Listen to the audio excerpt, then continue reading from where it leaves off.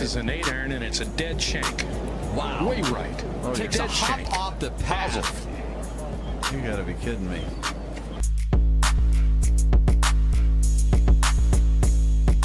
Very tough pitch shot right here. You gotta hit it into the hill, one hop up and bite, and it's in. Kind of like that.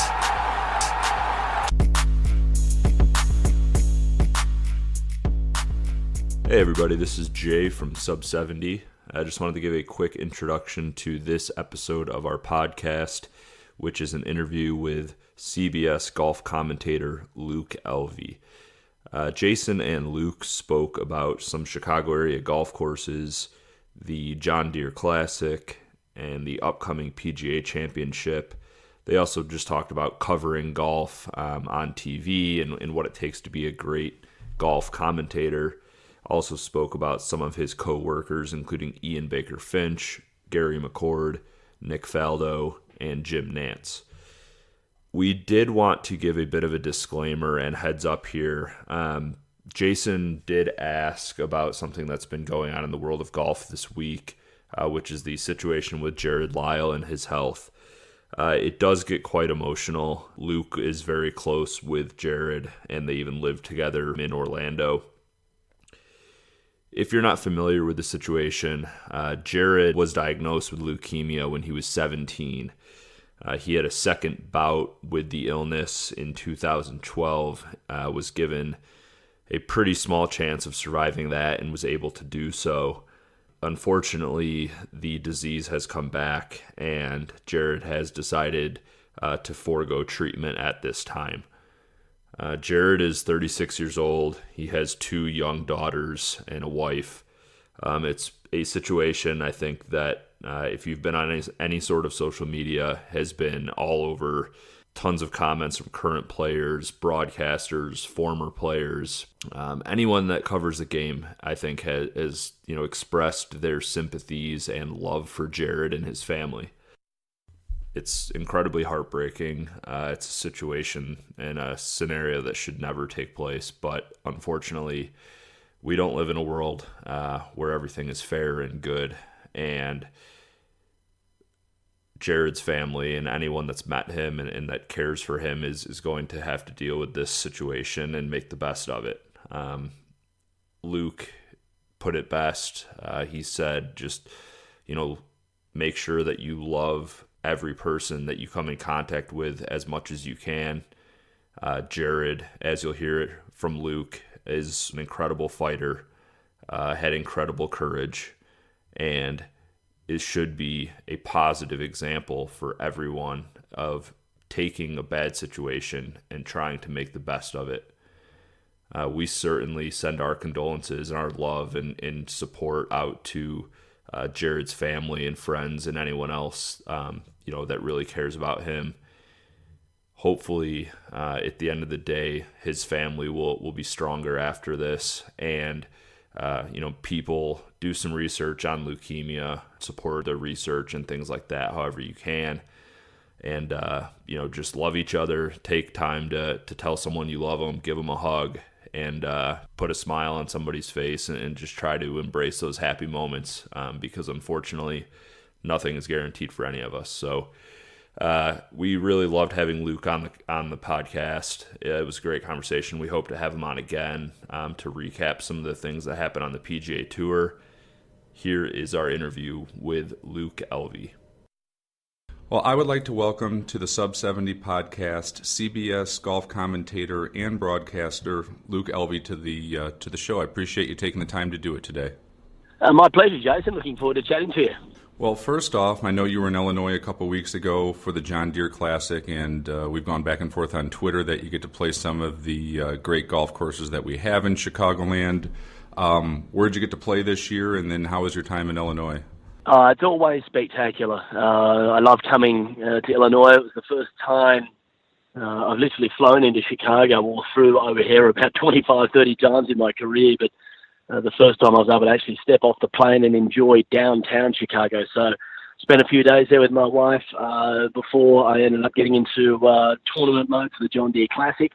And as you rightly alluded to, I like to get out and play some great golf, and you've got no shortage of world-class golf in that area, don't you?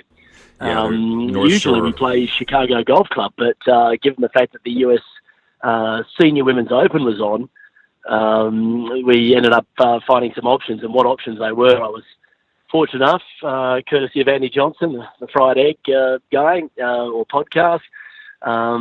He got me out onto Bobo Link, which is a spectacular course, I believe a men's club in its own right, but just fun to design and playable, but also world class. And then the next day, Old Elm. Shore Acres is still on the list of courses to tick off while I'm there, but Old Elm, the only Harry Colt, Donald Ross designed golf course in the world. I believe it's gone through some restorations of late, and it was just such a wonderful property. It's a nice elevation change as well, and I've become a bit of an architectural buff over the last, let's say, 5 to 6 years in golf, and truly appreciate what kind of design that one is. Old Elm is one of my favorites in Chicagoland. I think the architecture is just, it's fantastic. The vibe of the place is fantastic. It's just, if anyone can get to go out there and play it, it's a treasure. It's a really, really great golf course. Isn't it? And I find it amazing, Jason, that, outside of people probably who live in Chicago or Illinois or really ultra connected in the game of golf, you wouldn't know Old Elm exists. And this is what I talk about quite often, not only to my friends and family back home in Australia, but anyone who's passionate about the game. There's like 1,000 courses in the United States that no one really talks about or you know of, but they're equally as good as each other, and they would exist in any nation's World Top 100 if they wanted people to know they truly exist. It's just magic when you get to experience them. Yeah, some of those North Shore, Chicagoland, I kind of call them old established blue blood clubs. They're really quiet. They don't market much. It's hard to get out there, and I think they like it that way. But when you get out there and you get to see that golden age architecture, it's such a treat. And you're right around Chicagoland. Another great now, Ross, we just had the Champions Tour major out here, Exmoor. It's fantastic, and it's so cool to see those clubs embracing having a major championship out there and kind of, for lack of a word, showing them off. Because, like I said, there's some world class architecture in the North Shore of Chicago. There really is. Absolutely, but going above that, the fact that the women were able to play at Chicago Golf Club, which in my opinion is the best inland course in the world, it was awesome to see the USGA get the Senior Women's Open there, and that is literally in my top 5 courses around the world. Totally agree. We have a mutual friend in John Guyton, who's the head golf professional and now general manager out there, and I've been lucky enough to play it a bunch of times, and it is the I kind of call it like it's perfect. The architecture at Chicago Golf Club with the template holes, they're the perfect template holes. And it's amazing because the piece of land itself really isn't that great. It's in downtown Wheaton. But how they moved that earth, I don't know what was in the water or whatever it is in the 1920s when you got C.B. McDonald and followed up by Seth Rayner. But, they can't reproduce that today. You can't. For some reason, it just feels golden age, and it's a national treasure if you love golf the way you and I and the guys who love golf. It's the architecture is that great. And I thought same thing. Like, how great was it for people to be able to see it on television with a major championship? For the women out there, I thought it's great. Obviously, I feel the same way about it. 100% agree with you. Yeah, and if you haven't played Shore Acres yet after the redo, oh my gosh, man, you have to get out there. Yes, that's next, apparently. That was after the round we played at Old Elm. The rematch is going to be at Shore Acres, so I look forward to experiencing that whenever that happens. But, again, you're right. It's just there's a plethora of world-class golf up on that North Shore part of Chicago. And then, as you mentioned, also Chicago Golf Club stands head and shoulders above anything else as well. Did you get to play with Mr. Ian Baker Finch on this trip and kind of see his talents out in front of it at Bobolink and Old Elm as well? Was he in the group? Yeah, I had Finchy. Again, we get to play together, which is phenomenal. Finchy's a lot more than just a colleague of mine at CBS. Obviously, we're both Australians, so that's where the relationship began. But he's grown into not only being a broadcast partner and friend or colleague, into being a truly great friend and a strong mentor of mine. I've said this numerous times, and to anyone who'll listen, really the reason why I'm over here in the US now broadcasting on the PGA Tour and occasionally with CBS is because of Ian Baker Finch. He's been a huge supporter of mine and a great confidant and friend as well. So I'm very fortunate to have him in my life. He's one of nature's gentlemen, and you know, the fact that I get to peg it up with a major champion once in a while and have our laugh and good times as well, that's a real thrill. I was talking to Mr. Guyton, and he's played with Ian, of course, a couple times as well. And I asked him, like, how good is his game still? You know, being part-time player and more of an announcer and stuff anymore. He's like, oh, he can still really play. Like, he's still really, really, really good. So yeah, well, he had the easiest of 3 unders at Old Elm when we played off the back tees, and that was just walk in the park 3 under. That wasn't stressing, that wasn't grinding, that wasn't getting up and down out of ball washers. That was just a cruisy 3 under par, and that gives you. So this is the thing about Ian Baker Finch. A lot of people, when they see legends who lose their game after winning major championships, they think that the game's gone forever. But it's just a game on the biggest stage, the pressure of playing inside the ropes in tournament golf. But he's never lost the ability to play the game, and as I pointed out, he shoots under par almost every time he goes out. Yeah, there's a difference, right? You can play with a really good amateur player. I have buddies who are really good amateur players, but when you play golf with somebody like who's played professional golf, for lack of a better word, he's won majors and accomplished great things. There is a different level of talent, and all that kind of stuff. Right. Yeah. Right. When you get to that level, like even in their 50s, there is a different level of good. Right? It's just they're just super, super good. That's so cool. You get to play with them. One quick Chicago Golf Club question. We were kind of debating this, and like your opinion. Do you think you could have a senior men's major out there? Do you think there's enough length on that golf course to make it work? Oh, of course. Yeah, absolutely. I understand that there's a little bit extra length that the men have over the women, but Laura Davies, having played with her in the past back in Australia, a prodigious hitter of the golf ball, would not be out of place on the senior men's tour with how far she hits the golf ball. Yes, I know she took it super deep, but if you look beyond first, second, and third, well, they all struggled. The scoring was really high. Yeah. And that's what that golf course can do. I mean, if you're on, you can have a day out, but you cannot overpower the golf course because of some of those template holes and the designs and stuff like that. And I absolutely believe they could have a US Senior Men's Open there as well. I would love to see that, and then have it play from 68 or push it all the way back, make it more of a par 70 again. I would love to see those guys on an iconic track like that, and play it for the next one. Like I said, it showed so well for the women's. Senior. I would love to see if they could take the next step and let the guys get out there from a certain distance. So I hope the golfing world gets to see it again on television and experience it. It's fantastic. Yeah, and to your point, Jason, that's what everyone wants to see now. These old classics back on television. This is not being disrespectful of the PGA Tour. I understand it's a business. They have to, operate at certain levels to run a business. But we don't get to see the classic golf courses of the world played on the PGA Tour. Very rarely do we see the greats.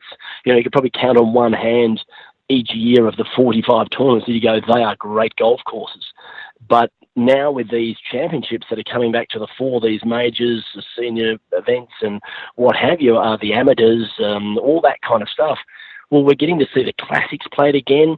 And that's awesome because not everyone has access to these properties, but to be able to see them on television, I think they get to appreciate how good the game was, as you were saying, in that golden age of the 20s, 30s, when most of the great courses of the world were built.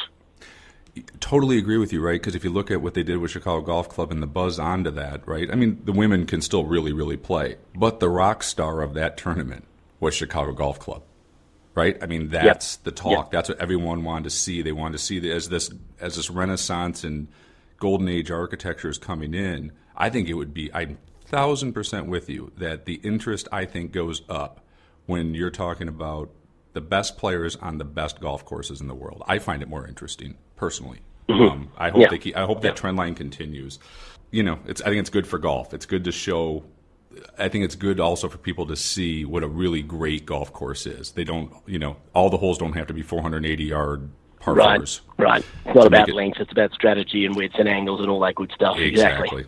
And then I have to ask you about the tournament that I've grown up loving because it's my home tournament, and I call it our fifth major out here, the John Deere Classic. I think it's a great environment. I'm trying to get your opinion on this, is my opinion. Great environment to see a PGA Tour event because it's not overly crowded. The people are really warm. It's a very family-oriented golf tournament. How do you like covering the event? I think it's a solid golf course. What's sort of your feeling when you're out there covering it, and do you what's the positives you see in that tournament, or what do you enjoy the most when you're out there? Oh, I love it, Jason, to be honest. It is one of my favourite weeks of the year, and it's funny, in the CBS team, we call it the fifth major as well. Yes, a little tongue-in-cheek because it's obviously not one of the most prestigious events each year on tour, but it's so fun. Everyone's right into the spirit of it, and I think it starts with the community. The Quad Cities, right away, it's a big ticket item for them, and everyone gets behind it. You've got the big dig that John Deere put on to start the week with all the, big boy toys, and all the, adults like to be big kids again, and then the kids love to play with them as well, which is great fun. They really wrap their arm around family. I believe, the people that run the tournament do such a good job in cultivating that family environment that you were talking about, that allows everyone just to enjoy seeing really good golfers up close. And over the years, the John Deere Classic has provided some of the most thrilling finishes on the PGA Tour. We can go back to the three-peats that Steve Stricker put together. Zach Johnson's won there and come close to winning a number of times since. Jordan Spieth, that breakout performance when he holed out from the bunker and then ended up winning. It's just been so many great stories that have happened there. It's sort of renowned for first-time winners. We've had Bryson DeChambeau recently, and then obviously this year with Michael Kim doing what he did.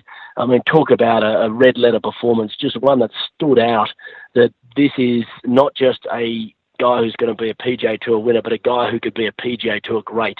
You don't decimate a field by 8 shots in your first PGA Tour win if you're just a run-of-the-mill player on PGA Tour level. That takes a certain level of talent. And now that he's starting to build the belief in himself, and he's got John Tillery, who's a renowned coach who's worked with Kevin Kisner and a bunch of really good players, helping him out. I think that you've got to keep an eye on Michael Kim. I think we've just seen a new star born there with that performance. And for me, being able to broadcast it is awesome. I'm in the CBS main team. That's beyond my wildest dreams. A young boy growing up in Australia, being enamoured with the voices of golf from CBS. Jim Nance, I've told this to many people, has been a lifelong hero of mine since I got into loving sports as about a 7 or 8 year old. That was through the Masters effectively. And now, working alongside these people, getting to showcase that tournament to the world is a real thrill. It really is. Yeah, it's like I said, it's fantastic. And also, don't forget the pork chop sandwiches out there, right? I mean, that is like my over-under day is like 4 of those things when I'm out there, right? Like those things are so good. Jason, the first 2 events I worked, I was in 16 Tower, and that's Pork Chop Hill right there. And the smell would just waft through the booth, the tower, every time. I'm salivating. I'm on air. I'm like, just let me go down and have another one. Just have them throw them up to you, right? I'd be like dropping money and being like, throw me 2 up, right? Like, oh, those things are so I should do it like they do in the baseball bleachers, right? Exactly. Like, whatever you had to do to get your hands on a couple of those things while I was sitting up there watching some golf, I would have done it. Mm-hmm. Next couple of weeks coming up, pretty interesting. We got want to get your thoughts on Tiger getting back at Bridgestone, and what's your overall thoughts basically on this comeback of where he's kind of started the year and kind of getting back in the top 50 in the world? Yeah, well, first of all, how good was it that he fought hard to qualify for the final World Golf Championship event at Akron, Ohio, at Firestone, the Bridgestone Invitational. He said all along, this is one event I want to go play. I've won it 8 times. I want to go back there. It's the last time it's going to be there. And he did it by the skin of his teeth at the Open Championship there at Carnoustie with an outstanding run on Sunday. For mine, he looked like he was going to be the winner when he made the turn with a 2-shot lead. I just thought, this is his moment. Tiger doesn't really blow these opportunities. But what we have to judge with this latest comeback, which is remarkable, let's be honest, 4 full back surgeries, including a spinal fusion, which is way beyond anyone's belief that he can come back and play the way he has. No one pictured this. If you did, you should be a psychic making millions of dollars. And please tell me what the lotto numbers are for next week, because I'm all ears. But the really amazing factor for Tiger is that it's not just the way he's come back playing the game, it's the way he's embraced being now a statesman of the game. The Tiger we knew right up until the car crash in 2009, then the back issues after 2013, that was the eye of the Tiger, fiercest competitor, the alpha male, wanting to crush any rival, go win big, dominate a sport. Now he's coming back. He's like, I've got a new lease on life. I can't believe I'm back out here playing. I really miss the game. I'm so grateful for the life I've lived. The gratitude you see in his behaviour out there on the course, that to me is the most impressive thing. You know, he came off the course at Carnoustie after blowing a major when he had it in his hand heading into that back nine on Sunday. The first thing he did was hug his kids and say, I gave it my best shot. Dad tried his best. Now, to me, to ever utter those words from Tiger Woods, it's hard to fathom. Tiger would have been devastated, right? He would have been shattered. But here he is, understanding the reality of his life. He's got 2 children to grab, hold on to. He got to compete in another major, contend another major, and he realised what's most important: family. Yeah, and it seems like he's doing this with, you would have a better insight because you're out there, but it looks like there's more joy. I mean, in his heyday, it was all business and very, Ben Hogan-like, and he didn't seem like the most warm person in the world. But now I like watching him with the young guys, with the arm around Patrick Reed, and what he's done with the Ryder Cup, and him and Phil getting along. As a fan, I actually enjoy this Tiger more because it looks like it's joy. It looks like there's joy in what he's doing. That's the part that I like. Absolutely. I think that's where we're all coming from now. It's, we want to see him win again and be Tiger and be great and everything, but just seeing him happy in his own life. This is a guy who's been to rehab twice, Jason. He's been for sexual,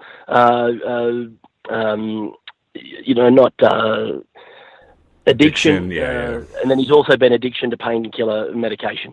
Now, that's the lowest of the low. That's rock bottom.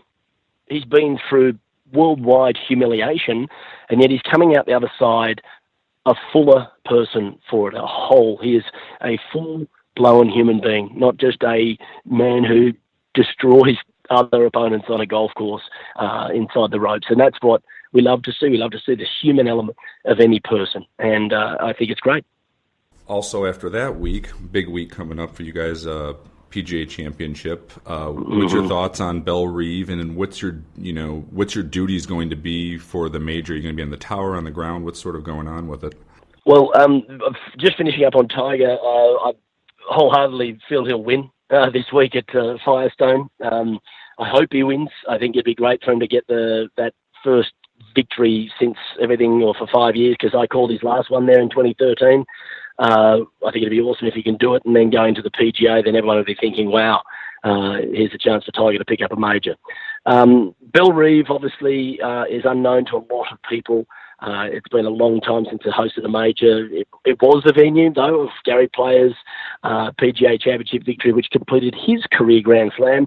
So you'd imagine the synergy for Jordan Spieth if he was able to salute there in St. Louis, Missouri in a couple of weeks' time. But from all reports of Bellerive, I'm hearing the bigger hitters will do well. The way Dustin Johnson won at Canada, I'd be surprised if he wasn't right in the thick of it. Maybe Justin Thomas goes back-to-back. We saw Brooks Koepka do it at the US Open this year, so why not Justin Thomas? He's had a very strong year without getting a big win next to his name. There's so many players playing really well at the moment. Tommy Fleetwood's had a breakout season, hasn't he? We've just seen Francesco Molinari go and get a major after winning and contending so many events in the lead up to it.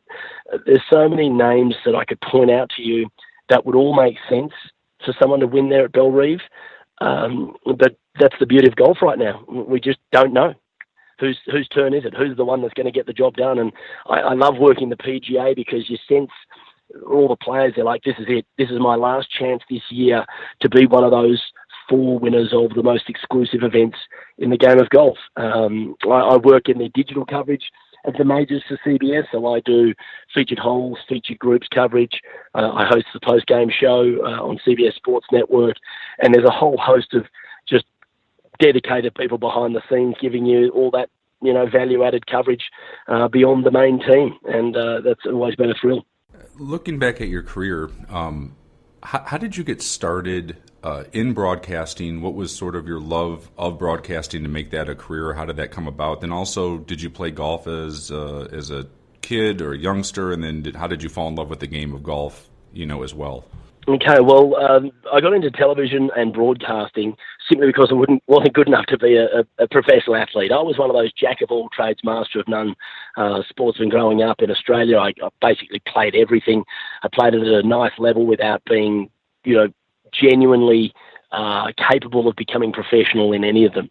So being a sports fanatic, well, I had to have something that could connect me to working in sports. And at the age of 15, I had the opportunity of going and working in the newspapers. We have what's called work experience back in Australia, where in school, in year 10 at school, you would go for a week and do some work experience. And during that week, working in the sports department back in Australia, I was exposed to the joy of media and inner sanctum world you get there.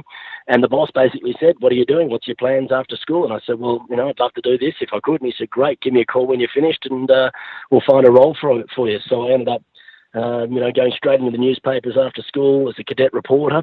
I was always enamoured with storytelling. That was never a thing for me that I would be fearful of when I moved across into television, because I loved, not necessarily the spotlight, but telling stories, regaling people of the big things that happened in sport. And growing up in Australia, the only real exposure I got to US coverage back then was the majors. So it was the Masters, it was the Open Championship, people like Peter Ellis, and of course Jim Nantz, who I said was my hero growing up. I just loved the way they would bring these majors and big stories in sports to life. And my first real memory of that was Jack's comeback victory in '86 in the Masters to win his 18th and final green jacket, 18th major and 6th green jacket. So from there on, it was a case for me of, how do I get to do this myself? That just looks awesome. I'm in. And what was it, about 5 years after being in television, I transitioned across into television, newspapers across to television in 2000 to coincide with the Sydney Olympics. And from there, it's really been, what is it now, 18 years later, I'm finally cutting my teeth out on the PGA Tour in network television with CBS. So, I'm now 25 years in the industry. I'm 42 years of age. It's been a real labour of love, a real dedication. I've missed, everything you'd imagine in terms of, family occasions, birthdays, weddings for friends. You make a ton of sacrifices. I worked all hours around the clock. It's the stuff that's not glamorous, that everyone doesn't know what it takes to get there. But once you finally get there, you're like, wow, that was all worth it. And I'm glad I did it, because now I'm getting to enjoy stuff that was, beyond my wildest dreams. How hard is it to call golf really well? And the reason I ask this is I've heard, the rumor, Bill, that when they try to get a color commentator who's a former PGA Tour professional, a lot of guys struggle with it. To be able to, I'm assuming they're talking to you in your ear, then you don't want to under-talk, then you don't want to over-talk, because the golf is still the star. How long does that art form take to get it to where it's really, really solid and you have your style and you know what you're doing with it? Does it just take time and practice? Is there an art form to it to make it come off effortless like you guys do? Yeah, there's two parts to this, Jason. They're truly great broadcasters. They're trained professionals, but they also had the natural, gift of the gab, the ability to talk, to think off the cuff, to, portray what the viewer is seeing with the best words, paint the picture and really, capture the moment. The analysts that you're talking about, the former players, those that have actually walked inside the ropes and hit the shots for a living, those people who have been there, done that, well, that's a completely different thing. And that, I believe that transition has to be way harder than what it was for people like myself, who was brought up in the world of broadcasting and learning the trade as well as, naturally being able to do it. I find the really good ones, you sense it early. They have a natural timing, they have a natural understanding and flow, and they just get what's required from them. They know how to tell the story. I mean, we've had a pretty high-profile situation with this not long ago, where Greg Norman was hired by Fox to be the right-hand man in 18 Tower to Joe Buck. And that moment that was happening on the 18th green or the 72nd green when Dustin Johnson free-putted from what was at 12 feet to go from winning his first major to not even getting into a playoff to losing to Jordan Spieth, well, that's the moment that he's there to really bring to life what that was like for Dustin Johnson.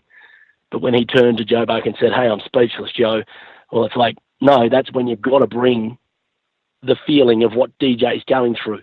And you see a great analyst, Paul Asing, has stepped into that, maybe not nearly as prolific as a player, but has a true understanding of what the viewer wants to hear or know. He puts you in their shoes and lets you understand what it was like to be DJ right there, because very few of us have. And to me, that's what makes a great analyst. And I would say the time that it probably took Paul Asinger to understand television and get a real feel for all of that would have only been about 12 months. So he's a natural. That's what you I'm saying. Find out pretty quickly, Jason, in this business, who's capable and who's not. It doesn't really take long. And unfortunately, not many people get that opportunity to show their wares, but those that do have to take it quickly, otherwise they're moved on and someone else gets a go. Well, the guys who are really good, which I feel like they're almost family members of the guys you work with because they've been on the CBS Golf coverage for so long. I'm going to throw the names out there and just give me your first couple thoughts that come about it. And, like I said, these people have been in our homes for so long, it feels like it's a party weekend. But Gary McCord, now I'll preface this, is he really crazy, like fun crazy like that? Or is that a shtick, or is that McCord on and off the air? Gary McCord's even more lively off the air. It's hard to imagine that he mutes himself the way he does. I wouldn't say mutes himself. He's just himself. And that's what you should be in television. That's why Gary McCord has been such a fantastic analyst for the game, because this man's mind does not stop. He is so energetic. He is so fascinating. He's got great stories. He's lively. He's animated. And he does that with his golf. He calls the golf exactly the way he is as a person. And just to sit around at dinner or breakfast or letting him tell you a story, it's awesome. He's a classic. He really is a real treasure. I mean, the stories he must have from the 70s and 80s when he was struggling on tour, they have to be classic, right? Like, you couldn't make this stuff up. I mean, the ones I've heard, he's got to be one of the most entertaining people to have dinner with, because he's seen everything, right? The ups, the downs. He truly is. And this is the joy of a Gary McCord, too. If he doesn't know what's going on, he just makes it up. And he makes you believe that that's exactly what happened. We were out to dinner in Hartford, and Nance was sort of regaling the table about, meeting the Queen, and he's saying, I don't think anyone in the world could top meeting the Queen. Like, that's probably the highest person in the world. And Gary McCord, without flinching, goes, Gandhi. I've met Gandhi. Now, straight away, the way he sells it to you that he's met Gandhi is like, oh, wow, he may have. He just may have. But then if you Google Mahatma Gandhi, you realise that Gary McCord wasn't alive when this man was alive. Right, but it was not possible. Yeah, but you figure like he was somehow playing the European tour in 1979, then made it to India somehow, right? Like, you can picture like it not that out of the realm of like Gary McCord actually did do this. Yeah, that's the part that the story could be sold on. The way he sells it to you. That's exactly right. Peter Costas. One of the great professionals, isn't he? A true professional on and off the course. Excellent in delivering what is the most complicated part of the game, the technicalities of a golf swing, and making it as simple to understand as possible. Really, to me, he's probably the Hall of Famer on course in the business, alongside David Feherty. We talked about this a little bit earlier, but Ian Baker Finch. I want to make sure I get this right, because he is, as I said, an exceptional man. I think Ian Baker Finch would be the best 18 Tower analyst had he won a couple of more big events. He is so good with his knowledge, with his TV timing. He has such a genuine, warm nature about him. I've got no doubt that he will be one of the best people I'll ever work with in terms of what we do. And I was so blessed to start my realm as a golf commentator back in Australia, hosting the coverage with Ian Baker Finch as my right-hand man. He's taught me a lot. Sir Nick Faldo. Nick's a classic, isn't he? He's great. I really think that he is one of those people that finally learnt the craft. He finally worked out what's required of an analyst. He could speak volumes about what it was like for him to go and win 6 majors, but to then transfer that across to the viewer so the viewer understood that, I think he finally clicked. It was about 12 months, but once he settled into it, I think he's done an excellent job. And he brings his own natural quirks as a person, his European vibe to the table as well. I think that's really healthy for the game. And the last one I have for you, Jim Nantz. I don't know if there's any better, as smooth as he is on the edge, he just can bring the whole circle together, right? Like he's the air traffic controller, and he makes it look easy. Doesn't he? Absolutely. I've said this to anyone who'll listen, that when it's all said and done, Jim Nantz will go down as the greatest sports broadcaster of all time. Some people won't agree with me. They think he's too this or he's too that. I'll hear none of it. Having worked in television for almost 2 decades myself and understanding how challenging it can be, how chaotic it can be behind the scenes, we are absolutely blessed as golf lovers and golf viewers that Jim Nantz has been around in our lifetime, because the way he brings that across, and particularly with the Masters at Augusta National, with all the expectation and pressure on that event, he's quite simply the greatest broadcaster that's ever lived, in my opinion. He's got a couple more for you, and we'll get you back to your day here. But just PGA Tour golfers, they could be Australian, they could be guys in the PGA Tour. Who's some of the best guys that you would like to go play around with, besides Ian Baker Finch, which obviously you guys are very tight, but some other guys who are still playing the tour that, like, they are fun to play with, they're genuine, you could go play around and golf with them and have a beer with them, and they're a good hang? Look, to be honest, most of the tour, the current crop, the Rorys, the Rickies, the Jordans, Jasons, Justin Thomas, all these guys have brought a level of authenticity and warmth to the tour that didn't really exist with the Phil Tiger days, the sort of the alpha dog and the right-hand man, or his, villain or rival or whatever. Those days, everyone was sort of reserved or, not open and honest and forthcoming as the current crop. And I think the current crop, being the way they are, has seen these elder guys like Mickelson and Tiger open right up and really give their true selves to which the person who gets to watch them wants. So I could honestly give you 30 names right now and say, these people are all time. They really are. But growing up in Australia, having become a golf broadcaster in late 2000s in Australia, and then covering the prime of this man's career from 2011 through 2015, it's Adam Scott. He is exactly what you would want to be as a human being. He is classy, he is natural, he is confident, he is friendly, he is giving of himself, and he's just straight out a very charming man. And that old line that everyone said, men want to be him, women want to be with him, is perfectly suited to Adam Scott. He is just one of the all-time greats. Yeah, another, golf story right now that's going on. This one's just breaking my heart. I have kids at the age of Jarrod Lyle. I don't know how well you know him, but it's so sad to see what he's going through, what his family's going through, and I saw that the post you put out there on Twitter of it's breaking your heart, and I think it's breaking everybody's heart who's involved, in sport or in golf. So, what do you say? I don't know how well you've gotten to know him, but he seems like everything you read of a wonderful human being, and it's just such a sad story. I don't know if comment even makes sense at this point. It's hard to make sense of that situation just from a. Besides, man, some people get some really, really tough breaks in life, and yeah, and no one's really got it tougher than Jarrod Lyle. Jason, I know Jarrod very closely. I lived in his house back in Orlando when he was going through his second bout of acute myeloid leukemia in 2012. Spent plenty of time with he and his family. He was your larger-than-life character. I don't want to almost talk about him in the past tense because he's still here with us, but obviously his days are very slim, sadly. A remarkable man, the greatest fighter, the most courage, bravest person I've ever met and had the privilege of getting to truly know. I'll give you just one anecdote here to truly sum up the man. he should have died the second time he went through acute myeloid leukemia. The doctors gave him less than 10% chance of survival, and this is in 2012 after suffering it as a 17-year-old boy and then going on to play on the PGA Tour, which is remarkable in itself.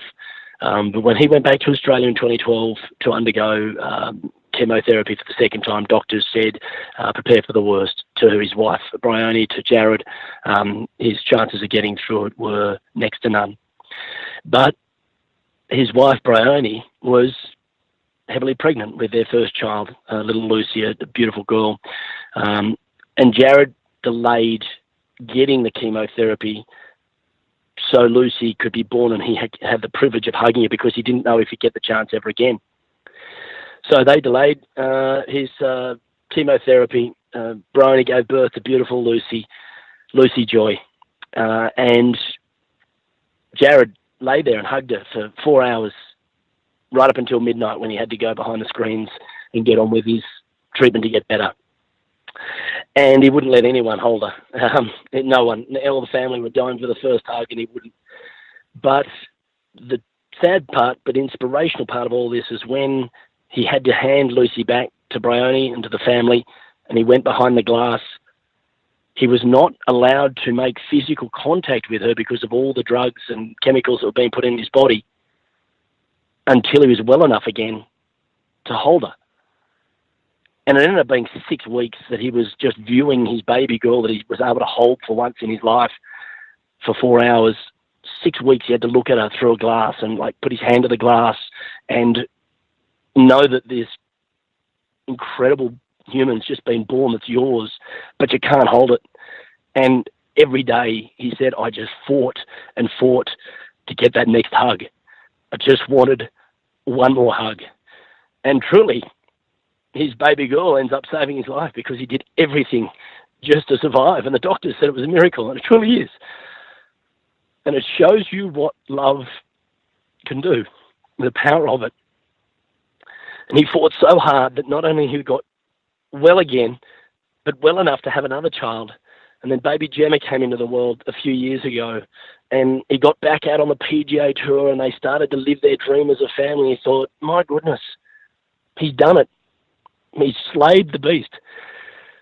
But life isn't always fair, and obviously it's come back again. And again, he's fought so hard, and we thought in December he'd got through it again, and we're like, my God, this guy's, he's Herculean. He has a heart that's so big it can't fit inside his chest. But it's not fair. It's not fair that a bloke of his character, of his class, and of his fortitude is not going to be there to raise those two beautiful girls. But the thing that he's done is been able to bring them into the world, and it's remarkable. He's such a courageous guy. We love him to pieces. And I hope so much that the whole tour, everyone involved in the game gets behind Bryony and those two little girls and just help her through what is going to be the worst time of their lives, because they deserve that and we deserve to give it to them, as Jarrod Lyle has given us so much. He's an amazing human. Yeah, it's I can't imagine. I truly can't. Sorry, Jason. It's hard because I haven't really talked about it that much. I'm in tears myself. It's everyone deals with it in their own way, but I don't know how he did it the first time. He's such a brave human, and to just finally come to that. Imagine making that decision, Jason. I'm a father of two young boys as well, 5.5 and 20 months old, and to have to make that decision, it's over. I can't fight anymore. There is just nothing that can be done to save my life. Let's go home to die. I can't imagine it. I just can't fathom that. Or it shows how sick and how worn your body must be for you to come to that decision. His body's given up. That's the problem. Yeah. He lost his eyesight. All the drugs that the doctors have put through that body of his over the last almost 2 decades. It's just sadly destroyed it. It's not supposed to be going through someone's body. And unfortunately, cancer's going to claim another life, and another extraordinary life at that. Yeah, I think it's been on it. I mean, I knew he was, like, you know him way better, and I think your story is, I mean, I knew he was courageous, but to hear it from you firsthand, it's an amazing story for him. Just to, like you said, when you're talking about seeing his children to be born. But it's I look at that situation, I just think, man, like, how fortunate I am, just that we're healthy and get to work in something that I love to do, and my kids are healthy, and you just look at that situation. The thought that comes to my brain is this, like, some people, some really good people, just get the worst breaks in life, and it's even from not knowing him, but just watching that from afar. I'm not friends with him, but it still hits me emotionally, just because everyone I know a lot of guys in golf, and they all say he's a fantastic human. Oh, it's brutal. It's just brutal to watch, but. Thank you for your comments on it, because I think it builds even more character. It just reflects of how wonderful of a human being I wish of what his character was and is and whatnot. So I'm sorry. Well, he's given the world a gift, Jason. This ultimately will be this man's legacy. He's given the gift of perspective. What he went on and did in his life, given the hand he was dealt. I mean, this guy turned, the worst cards anyone could be dealt into one of the great hands in the history of life. He's going to leave life one of the biggest champions that was ever born. And that's his gift to all of us, is the perspective of, even if the worst hand comes your way, play it to the absolute best of your ability. Don't give up. Give all the things you've got inside you to live your best life. That will be his legacy. Well, let's ask the last question with I think something that even Jarrod would like to talk about as well. And I always ask this to the people who are on, but the best 3 or 4 golf courses you've ever had the pleasure and honor of playing in your life, and what makes those 3 or 4 golf courses so wonderful, and what do you love about them the most? I've been very privileged in my golfing life to get access to most of the world's best courses, so I don't want to come across as a snob or uppity when I say this, but Cypress Point is my favourite course in the world. It is the combination of world-class architecture on the ocean. All the elements, the visual aspects, all the shot making, the creativity, the fun of it is just, if I was given one course that I was allowed to play for the rest of my life, it'd be that one. It stands head and shoulders above. I mentioned to you Chicago Golf Club, that definitely is in the top 5. Royal Melbourne or Kingston Heath in the sand belt of Australia, just outstanding.